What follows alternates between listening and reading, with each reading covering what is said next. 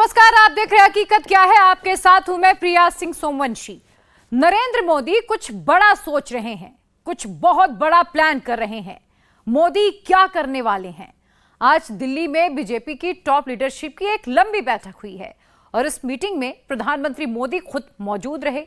JP Nadda, Amit Shah, Rajnath Singh और BL संतोष, ये सारे बड़े नेता उस मीटिंग में शामिल थे। बैठक में किस बात को लेकर चर्चा हुई, ये अभी तक टॉप सीक्रेट है और अगले 48 घंटे में बड़ा ऐलान हो सकता है। इससे पहले ही मोदी विरोधी गुट परेशान हो गया।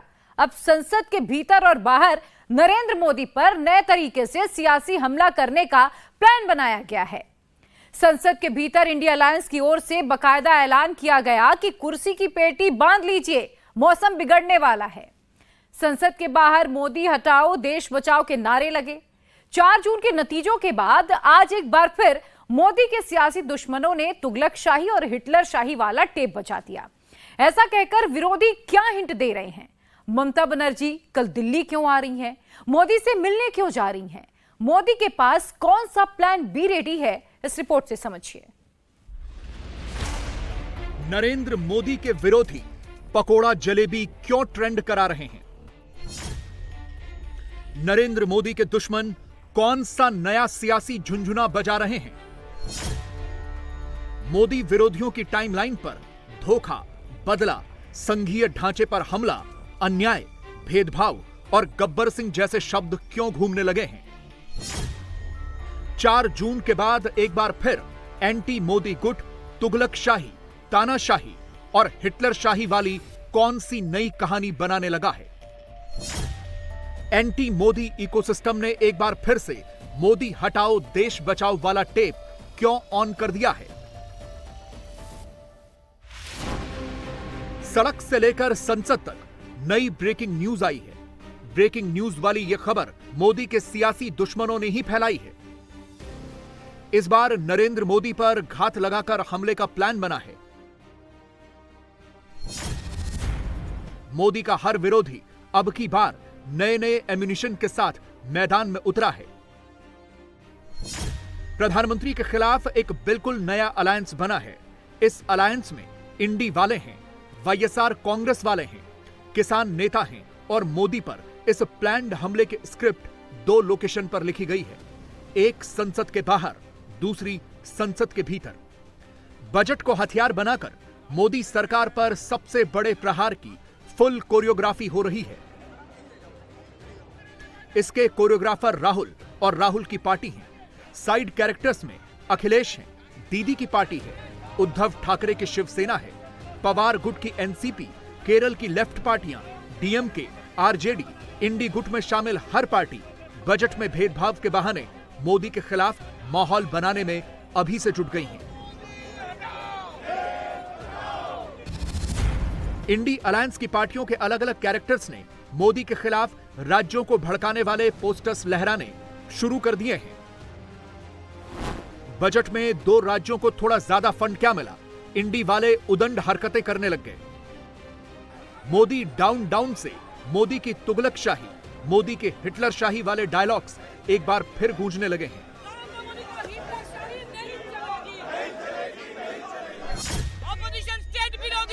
मुर्दाबाद मुर्दाबाद, विरोधी बजट मुर्दाबाद मुर्दाबाद, जन विरोधी बजट मुर्दाबाद मुर्दाबाद, जस्टिस जस्टिस, कुर्सी बचाओ बजट डाउन डाउन, ऑपोजिशन विरोधी budget down down, Narendra Modi का तुगलकशाही नहीं चलेगी, नहीं चलेगी, नहीं चलेगी, नरेंद्र मोदी का हिटलरशाही नहीं चलेगी। थोड़ा सा पीछे ले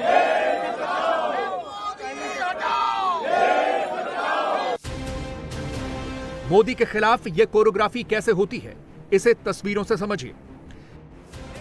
पहले हर दल के नेता को इकट्ठा किया जाता है, फिर हंसी ठहाके लगते हैं, हाय हेलो होता है, प्रोटेस्ट से पहले की 2 मिनट वाली बातचीत होती है। इसके बाद संसद की सीढ़ियों के पास लाइट कैमरा एक्शन शुरू हो जाता है। राहुल चुपचाप खड़े रहते हैं, सोनिया गांधी स्लोगन्स के बोल रिपीट करती है, फिर कान में खुसुर-पुसुर होता है और इसके बाद कैमरे वाले प्रोटेस्ट का दी एंड हो जाता है। सब अपने अपने रास्ते निकल जाते हैं। इस मोदी विरोधी प्रदर्शन की एक दूसरी कोरियोग्राफी सोशल मीडिया पर भी हुई। जमकर फोटो सेशन हुआ, पोस्टर दिखाए गए। इंडिया के बजट को एनडीए का बजट बताकर फॉल्स नैरेटिव बनाया गया। इस तरह के पोस्टर्स वायरल करा के यह मैसेज फैलाया गया कि मोदी के बजट ने तो अब की बार देश को ही बांट दिया। यूनियन बजट नहीं अनाउंस हुआ है, परसों जो अनाउंस हुआ है वो है प्रधानमंत्री सरकार बचाओ योजना। आपको मुकुल वासनिक जी का कुर्ता नजर आता है। ये देश को इसी प्रकार से बर्बाद करने की कोशिश कर रहे हैं। ये मोदी जी का कुर्सी बचाओ बजट है, सत्ता बचाओ बजट है, बदला लो बजट है। इस बजट से देश के 90% प्रांत और 90% से अधिक लोग अलग थलग कर दिए गए हैं। मोदी पर घात लगाकर किस तरह हमला किया जा रहा है, यह कांग्रेस के फैलाए इस कैप्शन से भी क्लियर है।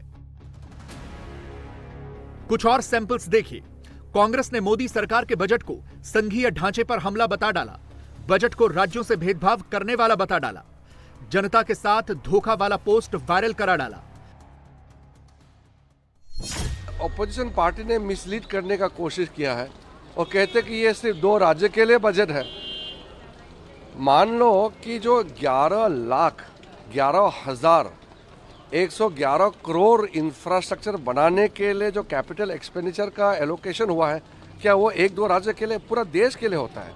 इस प्रकार से जो 3 करोड़ अगर आवास बनाना है वो देश का होता है। कई सारा जो कार्यक्रम हुए हैं वो देश भर का होता है। तो इस तरीके से पूरा यूनियन बजट को 1 राज्य 2 राज्य का कहना ये बहुत गलत बात है। ये जो अपोजिशन वाला को इस तरह का प्रोटेस्ट करके गुमराह करने का कोई फायदा नहीं है। मोदी के खिलाफ यह नया ज्वाइंट ऑपरेशन इंडी अलायंस ने पूरी प्लानिंग के साथ किया। कांग्रेस ने पहले अपने डिजिटल इकोसिस्टम को काम पर लगाया, फिर अपनी टॉप लीडरशिप से माहौल बनवाया, प्रियंका को फोन लगाया, उनसे भी पोस्ट लिखवाया, प्रियंका के पास भी वही संघीय ढांचे वाला पन्ना ही पहुंचाया और इसके बाद कैमरा ऑन होते ही सबने मोदी मोदी करना शुरू कर दिया। भेदभाव जो दिखाई दे रहा है इसका विरोध करना है। और ये 11वां बजट है, नाउम्मीदों का बजट है। आपको जिस तरीके से इनकी पहली सरकार बनी तो बहुत खुशी थी, दूसरे में खुशियां कम हुई, तीसरे में तो कोई खुशी नहीं हुई, वैसा ही बजट दिखाई दे रहा है। कांग्रेस अध्यक्ष एक स्टेप आगे निकल गए। उन्होंने बाहर आकर जो कहा वो तो कहा ही, संसद के अंदर उन्होंने एक दूसरा ही ट्विस्ट दे डाला। यह कह डाला कि जिन राज्यों ने बीजेपी को नकारा, बजट में मोदी सरकार ने उन राज्यों से कर लिया किनारा। और इसके लिए खड़गे ने जो पकौड़ा और जलेबी वाले शब्द लिखे वो आपके सामने हैं। बाकी बात खुद उन्हीं से सुनिए। जो कल बजट पेश हुआ, उस बजट में किसी स्टेट को कुछ नहीं मिला और सबके थाली खाली और 2 के थाली में पकोड़ा और ये अपना जिलेबी, ये 2 छोड़ के किसी को नहीं मिला कुछ। ना तमिलनाडु को मिला, ना केरला को मिला, ना कर्नाटक को मिला, ना महाराष्ट्र को मिला, ना पंजाब, ना हरियाणा, ना राजस्थान, ना छत्तीसगढ़, ना किसी स्टेट को कुछ नहीं, दिल्ली को नहीं दिया। तो मैं कितने गिनूं, ओडिशा को कुछ नहीं दिया। मैं बोल देता हूँ, उन्होंने तो बोलने में माता जी बोलने में तो एक्सपर्ट है, मुझे मालूम है। तो उसी तो माता जी नहीं आपकी बेटी के बराबर हैं। मैं अपनी तो बात आपकी रख बेटी रहा के हूं, बराबर हैं। तो इसीलिए सर मैं कंडम करता हूं। राज्यसभा में कांग्रेस अध्यक्ष ने मोदी सरकार पर भेदभाव का आरोप लगा डाला, मगर फिर जैसे ही वित्त मंत्री ने उन आरोपों पर फैक्ट्स के साथ जवाब देना शुरू किया, उससे पहले ही पूरा विपक्ष सदन से वॉकआउट कर गया। Much before I respond, they would like to make a lot of noise and go away. In the true spirit of democracy, they don't even want.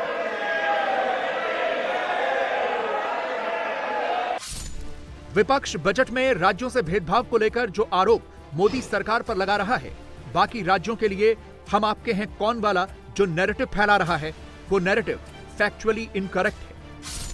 और विपक्ष के इस फॉल्स नैरेटिव की पोल खुद वित्त मंत्री ने फैक्ट्स के साथ खोली है। Just to the point that he raised, that I have not named many states and probably spoke about only 2 states. There are a few points which I have to table here with your permission, voice here with your permission, as to what happens in a speech. Congress party has been in power for a very long time in this country. They presented so many different budgets, and they would know clearly that in every budget, you don't get an opportunity to name every state of this country. I'll take this example.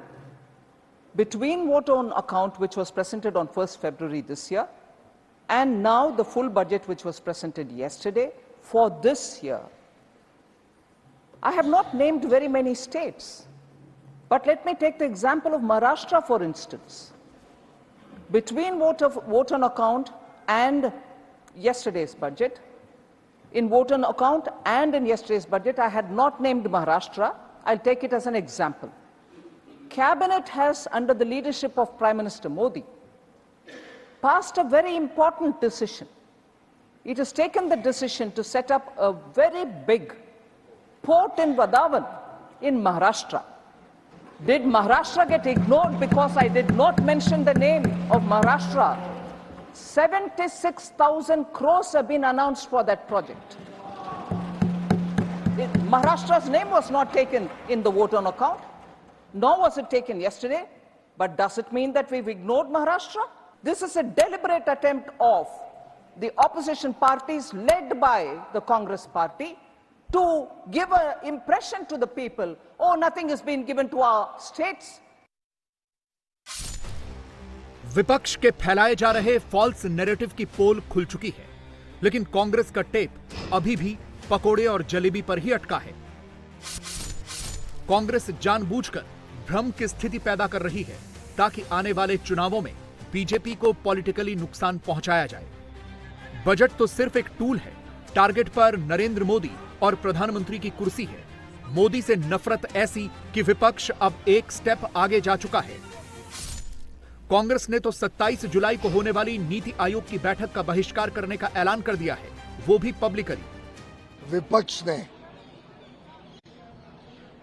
अपने बहुत ही ओछी सोच का प्रदर्शन किया है। बहुत दुर्भाग्यपूर्ण है कि कुछ विपक्षी पार्टियां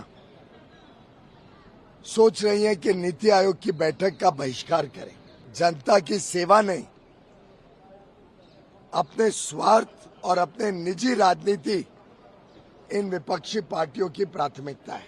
कहते हैं कि बजट में कुछ राज्यों के साथ पूरा पैसा नहीं मिला, इसलिए वो बहिष्कार कर रहे हैं। मुझे तो बड़ा दुख होता है जब ऐसी बात वो कहते हैं। शायद उनको अब बजट पढ़ना भी नहीं आता है या पढ़ने की आदत भी नहीं रही। राहुल ने जब से लोकसभा में नेता प्रतिपक्ष की कुर्सी संभाली है, उन्होंने प्रधानमंत्री के खिलाफ तरह तरह के नैरेटिव कॉइन किए हैं। बुधवार को भी कुछ ऐसा ही हुआ। यह तस्वीर उस वक्त की है जब संसद की सीढ़ियों पर राहुल किसान संगठनों के नेताओं का इंतजार कर रहे थे और तब उन्होंने नरेंद्र मोदी पर एक बड़ा आरोप लगाया कि मोदी किसानों को संसद के भीतर नहीं आने दे रहे। ये तो उनको पूछना पड़ेगा। हाँ। हमने यहाँ इनवाइट किया था अपने ऑफिस में मिलने के लिए, तो यहाँ कहा गया है कि उनको अंदर नहीं आने देंगे, शायद क्योंकि वो किसान हैं इसलिए यहाँ अंदर अलाउ नहीं कर रहे हैं। तो बाहर मिल लेंगे। कोई वजह आपको बताई गई? ये आप प्राइम मिनिस्टर से पूछिए। राहुल का इतना कहना था कि सोशल मीडिया पर ट्रेंड शुरू हो गया। कांग्रेस के इकोसिस्टम ने मोदी को किसान विरोधी बताना शुरू कर दिया। राहुल का बयान आने के चंद मिनटों के भीतर एक्स पर उनके बयान को वायरल करा दिया गया। पहले एक पोस्टर बना, उसे घुमाया गया, फिर दूसरा पोस्टर बना, उसे फैलाया गया। मगर फिर बीजेपी ने राहुल की बातों का फैक्ट चेक कर दिया। सोशल मीडिया पर संसद के भीतर किसानों का एक वीडियो शेयर कर दिया। बीजेपी ने दावा किया कि जिस वक्त राहुल किसानों की एंट्री को लेकर मोदी के खिलाफ वीडियो बना रहे थे, उस वक्त किसान संसद भवन के भीतर अपना पास बनवा रहे थे। हम लोग यहाँ अंदर आ गए, पार्लियामेंट के यहाँ सभी लीडर हैं, तो इधर भी आप देख सकते हैं लीडर्स हैं, तो हमारे पास बन रहे हैं, तो हम मुलाकात के लिए जा रहे हैं राहुल गांधी से।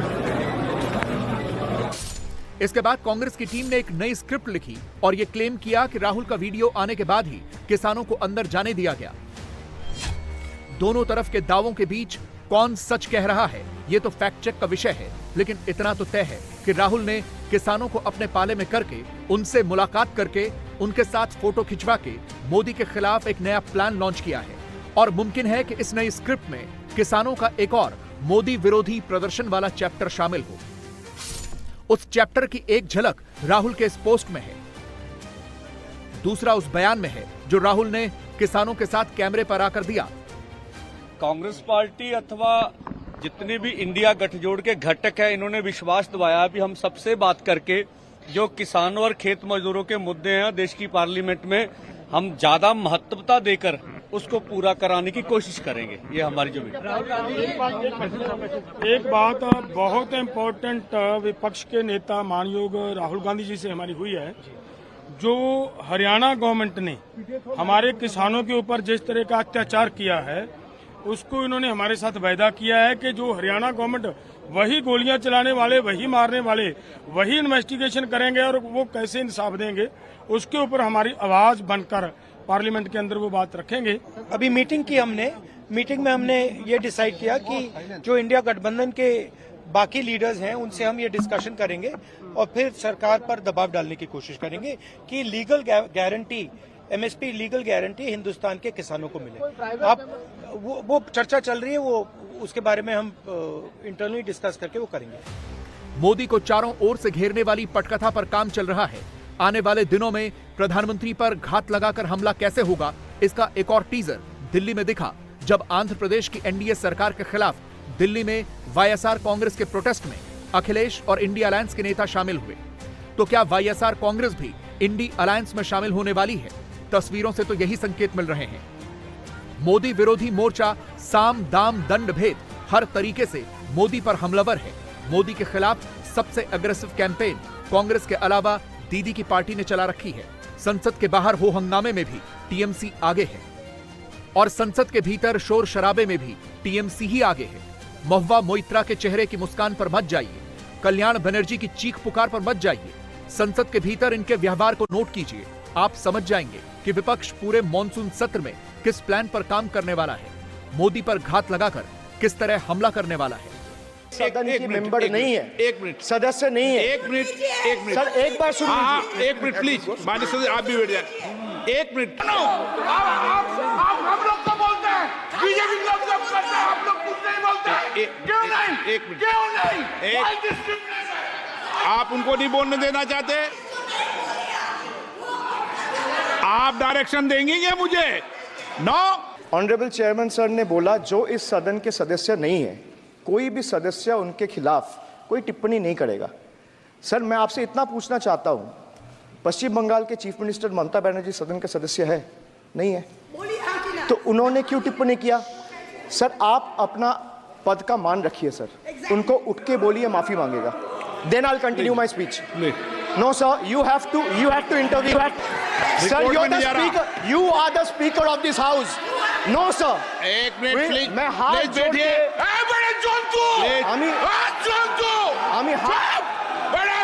The Honorable Prime Minister is on borrowed time. You all are on borrowed time. Mark my words. And I would like to end by saying, थोड़ा सब्र रखिए और कुर्सी का पीटी बांध लीजिए, मौसम बिगड़ने वाला है। बॉर्डर पर भी कुछ अलग, कुछ बहुत बड़ा होने वाला है। आर्मी को खुली छूट दे दी गई है। 24 घंटे में जम्मू कश्मीर से खबरें आनी शुरू हो गई हैं। आतंकवादियों के एनकाउंटर हो रहे हैं। कल पुंछ में एनकाउंटर हुआ था और आज कुपवाड़ा में मुठभेड़ चल रही है। सिर्फ इसी महीने जम्मू कश्मीर में 8 बड़े आतंकी हमले हो चुके हैं, जिनमें अब तक 13 जवान शहीद हुए और 12 आतंकी भी मारे गए। ये हमले इसीलिए बढ़ गए क्योंकि आतंकी उस जम्मू के इलाके में घुस आए हैं जहां से उनका 21 साल पहले सर्वविनाश कर दिया गया था। 21 साल बाद फिर एक बड़ा ऑपरेशन लॉन्च हो गया है। जम्मू के इलाके में 150 किलोमीटर के दायरे में घना जंगल है। पाकिस्तानी आतंकवादी इसी जंगल में छिपे हुए बैठे हैं।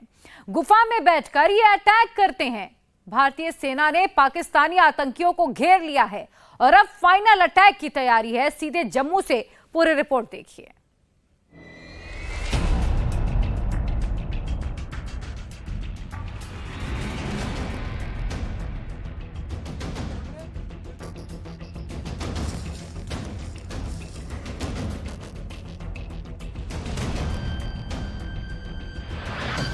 जम्मू में सेना को पिछले 21 साल का सबसे बड़ा ऑपरेशन क्यों चलाना पड़ा है? इस वक्त पीर पंजाल रेंज के जंगलों में कितने पाकिस्तानी आतंकी छिपे हैं? 50, 100, 200 या 250?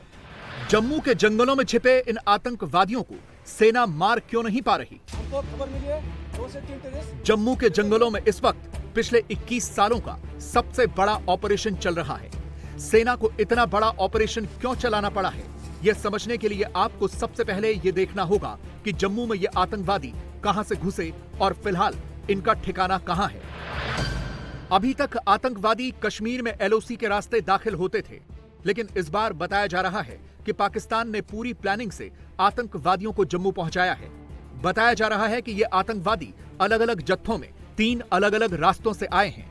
पाकिस्तान ऑक्युपाइड कश्मीर यानी पीओके से एलओसी के जरिए तो पहुंचे ही, लेकिन इन्होंने इस बार नया रूट जम्मू और पंजाब का भी लिया है। यहां के रास्तों से भी घुसपैठ हुई है, यानी 3 तरफ से आतंकवादी दाखिल हुए और जम्मू के इन जंगलों में जाकर छिप गए। यहां करीब 150 किलोमीटर लंबा घना जंगल है, जहां आतंकवादियों ने अपने ठिकाने बनाए हैं। यह पूरा जंगल सांबा, कठुआ, डोडा, किश्तवाड़ और बनिहाल तक फैला है। यह पीर पंजाल रेंज का दक्षिण का हिस्सा है, जहां घने जंगल हैं। इन जंगलों में नेचुरल केव्स यानी प्राकृतिक गुफाएं हैं और इन्हीं गुफाओं के अंदर आतंकवादी छिपे हुए हैं। अब इन गुफाओं में कितने आतंकवादी हैं, इसकी भी कोई सटीक जानकारी नहीं है। सेना का अनुमान है कि गुफाओं में 50 से 55 आतंकवादी हो सकते हैं, लेकिन इनकी संख्या ज्यादा भी हो सकती है। 100, 150, 200 या 250 भी हो सकती है। अभी तो पाकिस्तान की तरफ से और भी आतंकवादियों की घुसपैठ की जा रही है। इस समय किश्तवाड़, भदरवा, डोडा इन सभी इलाकों में भारतीय सेना की तैनाती बढ़ा दी गई है।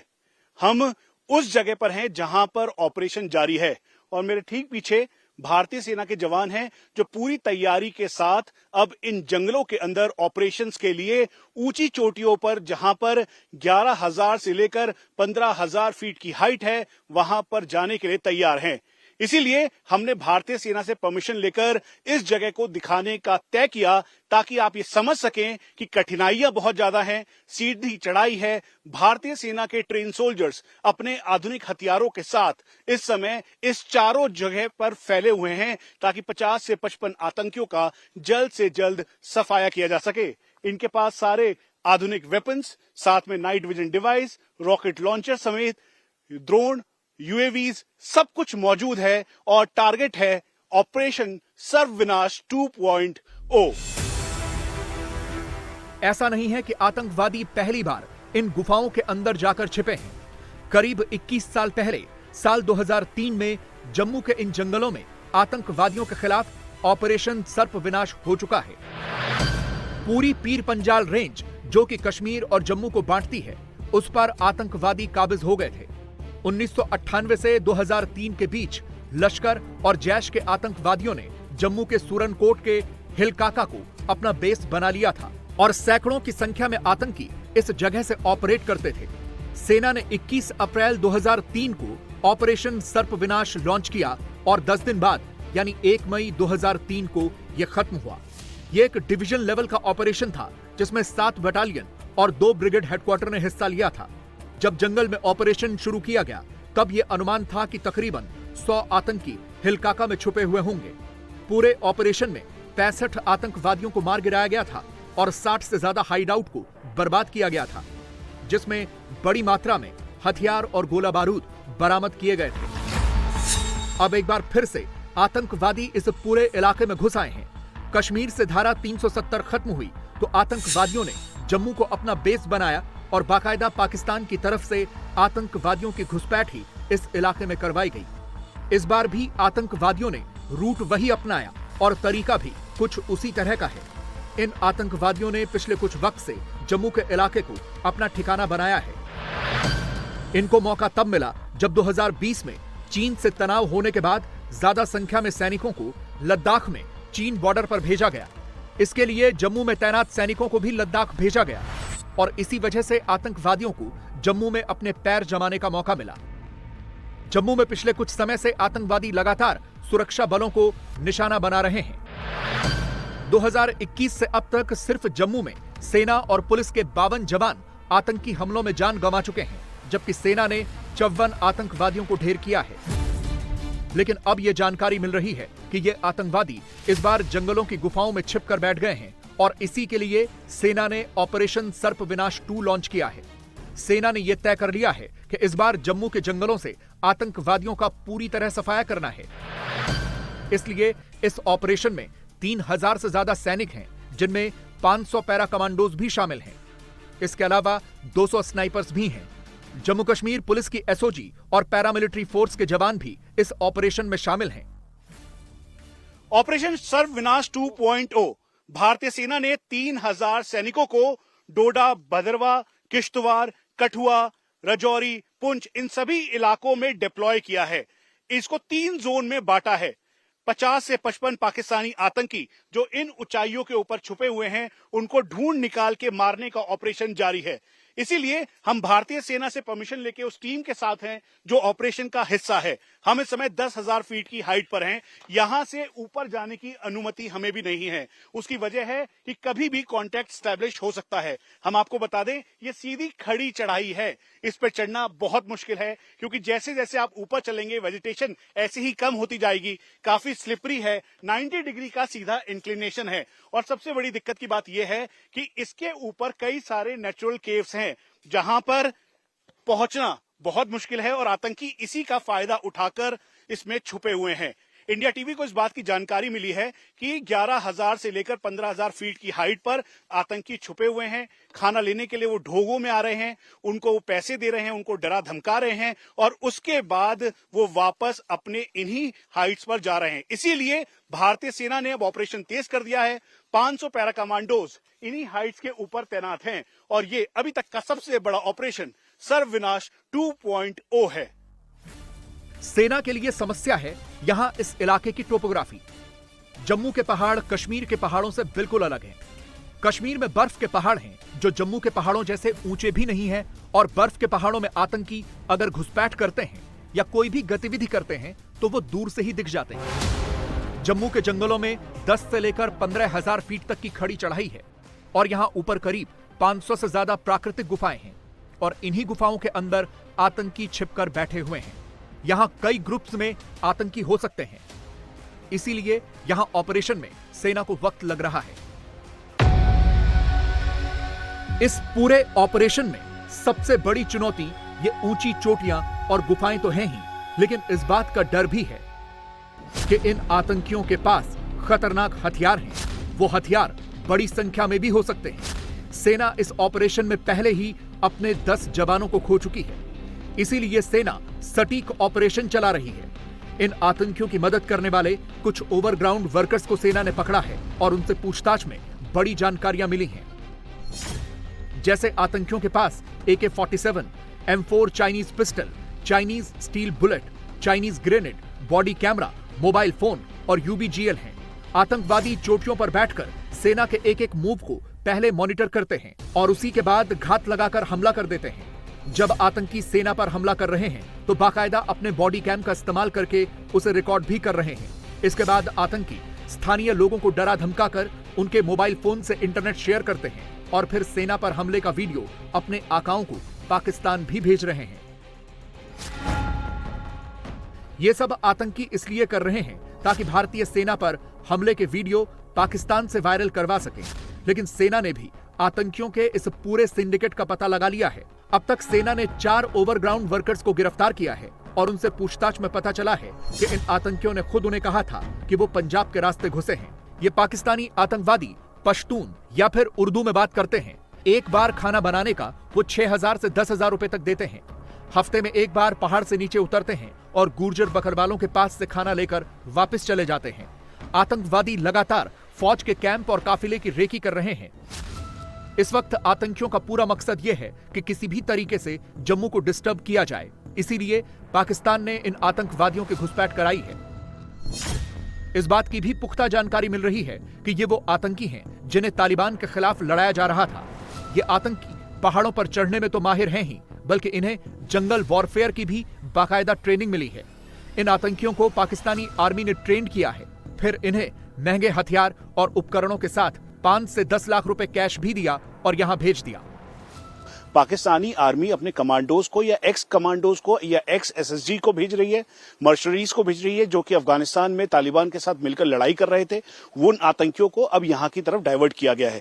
अब ये अलग अलग रूट से है। नाटो वेपन के तौर पर M4A1 का वेपन, उसके अलावा armour, Chinese armour piercing bullet, जिसे साधारण शब्दों में स्टील बुलेट आप कहते हैं, वो इनके पास है। चाइनीज ग्रेनेड इनके पास है। उसके अलावा ये आईकॉम सेट के जरिए अपने फोन को कनेक्ट करके YSMS का प्रयोग कर रहे हैं। यानी टेक्नोलॉजी के साथ साथ जो ये टेरेन है, इस पे चढ़ना आसान नहीं है, क्योंकि 90 डिग्री का सीधा इंक्लिनेशन है। 10,000 से लेकर 15,000 फीट की हाइट पर वो बैठे हुए हैं और वहां पर अलग अलग दिक्कतें हैं दिन और रात की, लेकिन ये पूरी तरीके से ट्रेंड है, इसीलिए आसानी से वहां पर चढ़ के बैठे हैं। और ये पाकिस्तानी आर्मी का पूरा एक नैरेटिव था कि सीज फायर की आड़ में वो अपने आतंकियों को घुसपैठ करे और फिर आर्टिकल 370 के एब्रोगेशन के बाद धीरे धीरे कर खासतौर पर डोडा, भदरवा, किश्तवाड़, जहां पर 2009 के बाद मिलिटेंसी जो आतंकवाद था वो लगभग खत्म हो गया था, उसको रिवाइव करे। लेकिन सबसे डिस्टर्बिंग बात यह है कि इस बात की पूरी आशंका है कि इन आतंकियों ने पंजाब बॉर्डर के रास्ते घुसपैठ की हो।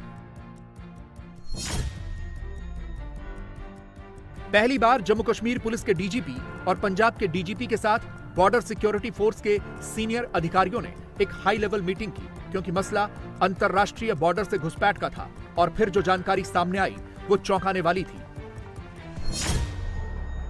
ये जो मैप आप इस वक्त देख रहे हैं, इसमें वो संभावित रास्ता दिख रहा है जहां से आतंकवादियों की घुसपैठ हुई।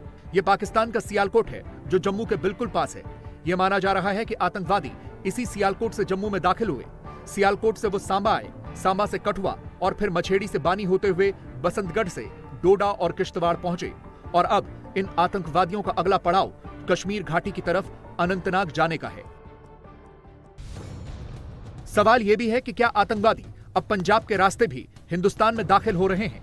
आतंकवादियों की मदद करने वाले लोगों ने भी बताया है कि आतंकवादी पंजाब से आए थे और आज पंजाब के पठानकोट में हड़कंप मच गया। यह तस्वीर आज पंजाब पुलिस की तरफ से जारी की गई है। यह कहा जा रहा है कि पंजाब के पठानकोट के फंगतौली गांव में 7 संदिग्ध देखे गए। यहां इन संदिग्धों ने एक महिला से पानी मांगा।